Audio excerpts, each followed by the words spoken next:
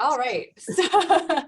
So, hey everybody, I am Dr. Joanna Yost, and I am a clinical psychologist in the Behavioral Medicine Center here at UVA.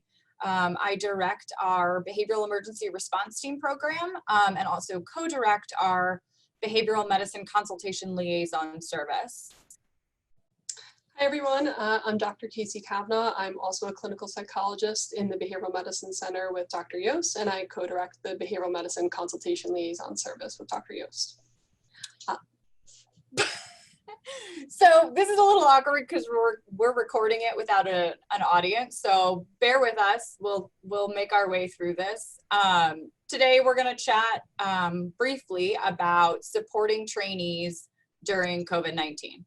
This is part of a mini series, so we'll be doing a couple of these talks on various topics. Hopefully you guys will have some ideas for things that you'd like to hear about, so we'll give you some information about that at the end. All right, so before we begin, Dr. Cavanagh and I have been giving a series of talks to different people, so the one thing that we really like to acknowledge before we begin our talks are these things. So this is a really abnormal event, right? There's really nothing in our day-to-day life that is typical right now. Lots of people are experiencing increased anxiety and worry, stress, feeling overwhelmed. That's really normal right now. Some people aren't experiencing those things, and that's fine too. But the majority of people are experiencing at least some increase in stress or anxiety. Things are really weird right now. So I don't know how many of you have been in our hospital cafeteria recently, but having toilet paper in the salad bar is it's very strange, right? Not having any people around, it feels a little bit empty here. So this isn't business as usual. COVID-19 presents a lot of unique challenges for providers. There are things that we can do to cope with those challenges and stressors. And spoiler alert, you guys already know a lot of the things that you can do to cope effectively with this.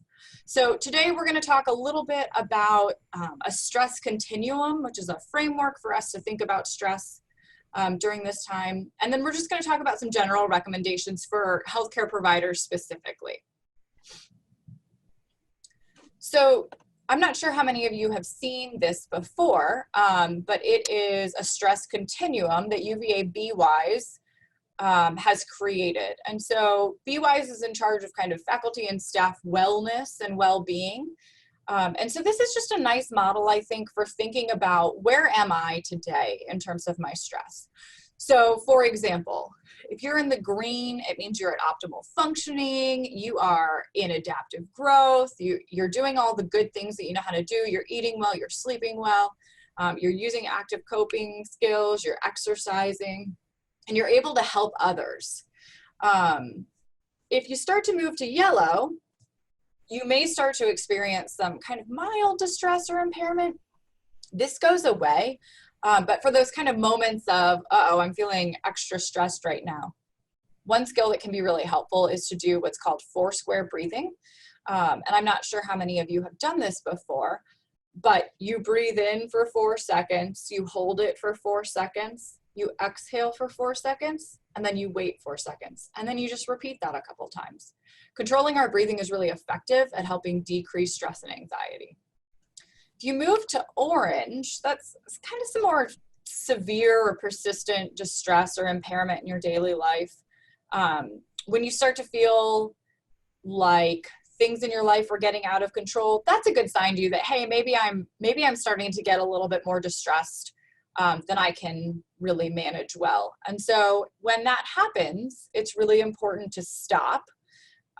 So you take a pause for a minute, take a breath like we talked about, which helps calm your body down and calm your mind down.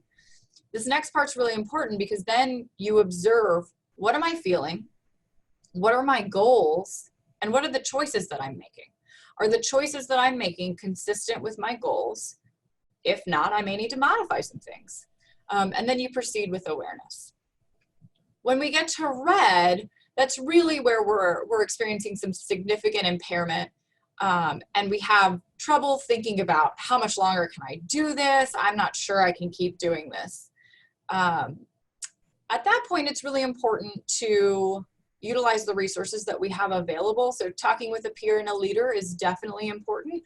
And then contacting FEEP or the Behavioral Medicine Center here at UVA to discuss ongoing resources. So we have things like individual and group counseling available right now at extended hours during COVID. So those are some resources for that. So now that we have this stress continuum to think about, right, to kind of help self-monitor, which is really important, what are some general recommendations for clinicians? So work-life integration. This is really critical actually most of the time during our lives, but it's even more important now that we have COVID-19 here. It is harder than ever, regardless of if you are working primarily from home now, working at the hospital or at an outpatient clinic, doing a mix of those things. It's really hard to get a good balance of work and life. And so instead, I think it's important to think about it in terms of how you integrate work and life. Right now, we are all operating not at our best. And so it's important to acknowledge that we have limited efficiency right now. This is important in terms of setting realistic goals for ourselves. So we want to set SMART goals. So ones that we can track and observe. Another technique that can be really helpful during trying to work from either from home or from your office right now is identifying 1 to 3 kind of most important tasks for a day. It can be helpful to do that the night before. So if you think through, what do I need to get done tomorrow?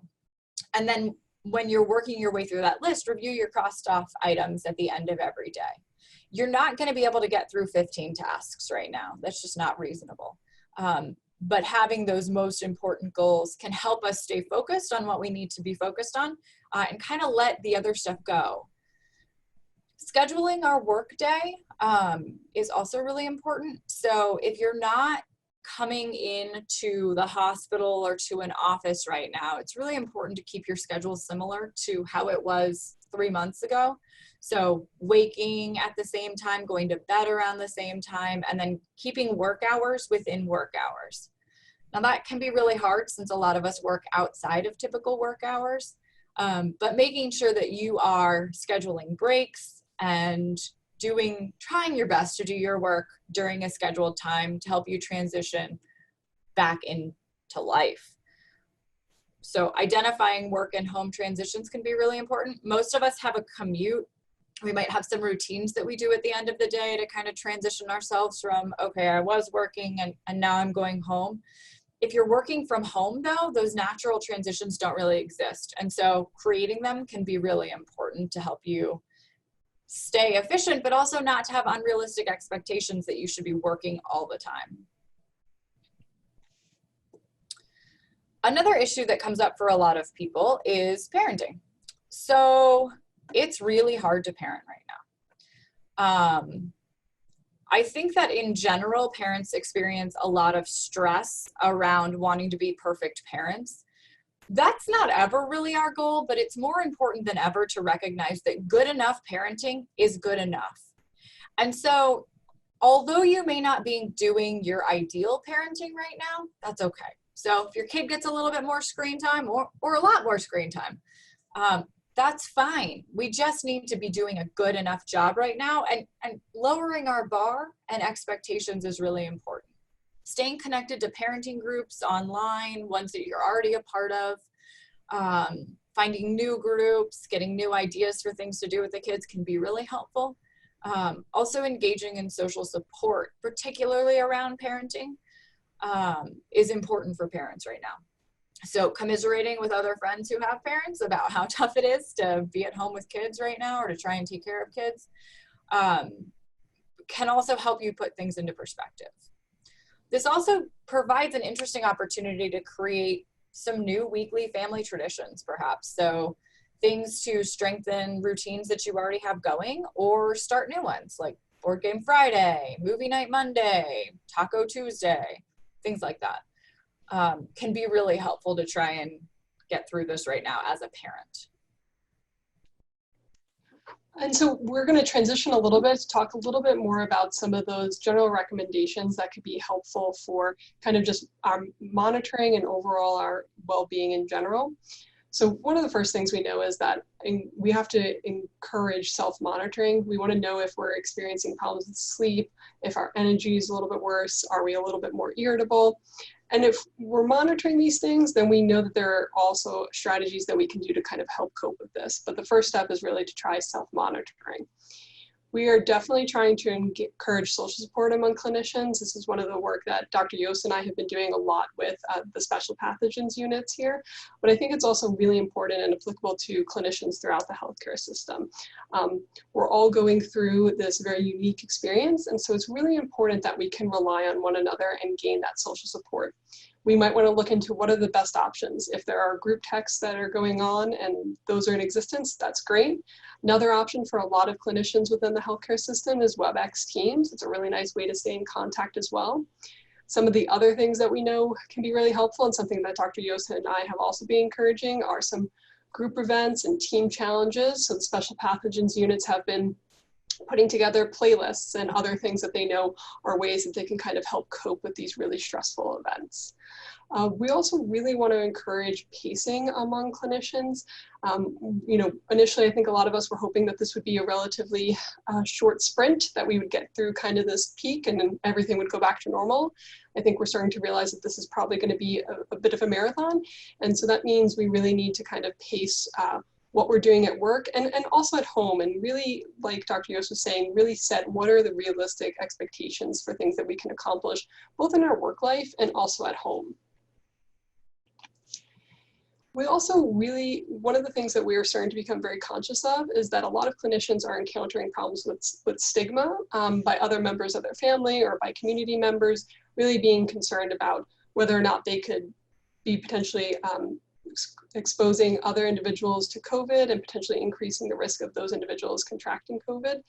And so I think what that really requires is a lot of work on our end, which is difficult. We're already doing a lot of work, but it really requires us to use some of our reflective listening skills and to try and answer any of those concerns with really just facts and data, and try to avoid any type of emotional arguments around this, because that's going to be really difficult for people to kind of get past. Other really general things that we know that are helpful are different relaxation strategies. Dr. Yost went over the 4-square breathing, and it's also really great to incorporate that type of breathing, essentially mindful breathing, into kind of our daily routines. Can we do some mindful breathing when we're getting out of the car, if we're walking into work, or the typical one when we're gelling into a room and gelling out? We should really take a moment to kind of pause and do some of that deep breathing.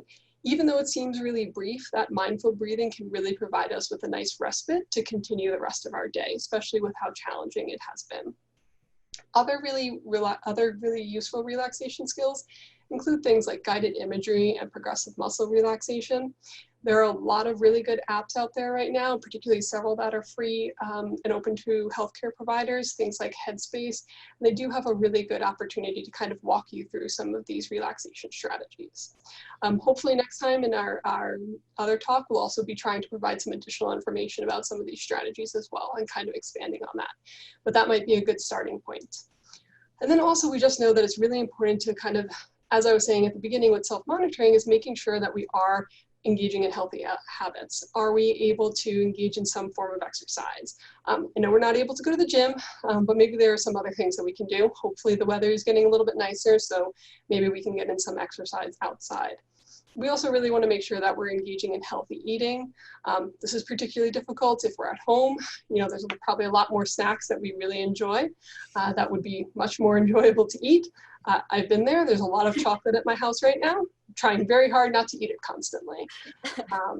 And we also know that, some of the units, like our special pathogens units, they've been getting a lot of food that's been delivered to them because they can't leave the unit. And that's great that we're able to do that. But one of the concerns that they were expressing was the fact that a lot of the food was pretty unhealthy. I think they were saying they ate pizza every day in a row for about 7 days. So sounds really great at the beginning, but probably not our best option. So the healthcare system is really working to address that by providing some other healthy options.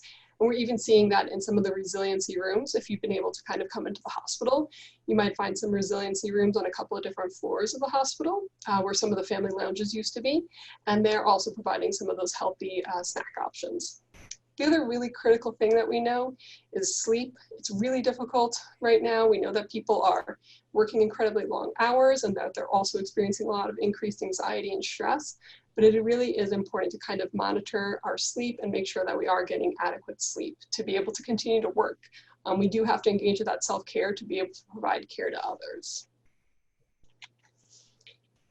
We also really think that an important thing for clinicians to recognize is really what are the things that are within our control versus what are the things that are outside of our control.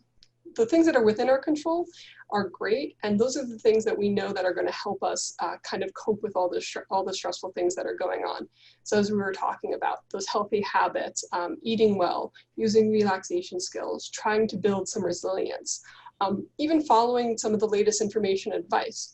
That's within limits though. We want to make sure that we're not exposing ourselves to too much information, particularly if it feels overwhelming. So maybe even setting some limits on the amount of time we read our news or look at our news, and making sure we're not becoming obsessive by trying to kind of constantly check on that. And those are the things that we want to focus on as opposed to the things that are outside of our control. If we choose to focus on the things that are outside of our control, that's really just going to lead to a lot of additional stress and anxiety. And unfortunately, because they're outside of our control, there's not a lot we can do about it. And so the best way to kind of cope with the stress and the anxiety is instead to focus on those things that are within our control. We also just want to kind of provide some additional information about services that our behavioral medicine consultation liaison service is providing. We're providing a number of services to different units. This includes things like weekly Zoom psychoeducation or process groups. We have several ongoing right now, and certainly if other units are interested in them, we're very willing to provide that to other units. We're engaging in a lot of daily rounding and problem solving on units to try and really address a lot of the concerns that have been ongoing within the healthcare system. We mentioned briefly some of the challenges that we've kind of discussed that different units are engaging in, and I think that's really helping to build a lot of kind of camaraderie around this really stressful time. We're also doing a lot of work with leadership to make sure that we're kind of continuing to provide all of the support that they need. In addition, we also know that we still have patients, so we are also continuing to provide services to patients, which most often includes behavioral management plans for challenging patients. We're doing a lot of work in terms of kind of giving talks. We've given talks to different residency groups. We're doing it here for GME today, and we're very excited to kind of continue to be able to provide this informational service to different groups. I think what was also mentioned in the beginning were some of the referral options for individual resources, but that does include FEEP. It also includes the Behavioral Medicine Center and UVA Psychiatry. And also we do have what just recently went live, which is UVA COPE. So basically it's an email that individuals, healthcare members can send an email to that. They'll then receive a same-day phone call by one of the clinicians within the Behavioral Medicine Center to really provide kind of a brief phone consultation to really help engage in coping strategies. We also know that we're continuing to provide our telehealth services for patients. Those are both our outpatients and our inpatients. And as we transition back to seeing patients in the hospital, we'll continue to do that as well. So I think next time, hopefully we'll be able to have another talk with you again. And what would be really helpful is if you guys would share some of your concerns or questions. This would be a really great opportunity for us to address any of those. This is why we kind of started with some more general recommendations. We want to hear what your concerns are so that we can best address those. And then we also will provide some more information about specific strategies for challenging anxious thoughts related to COVID-19. That's it. Thank you. Thanks, guys.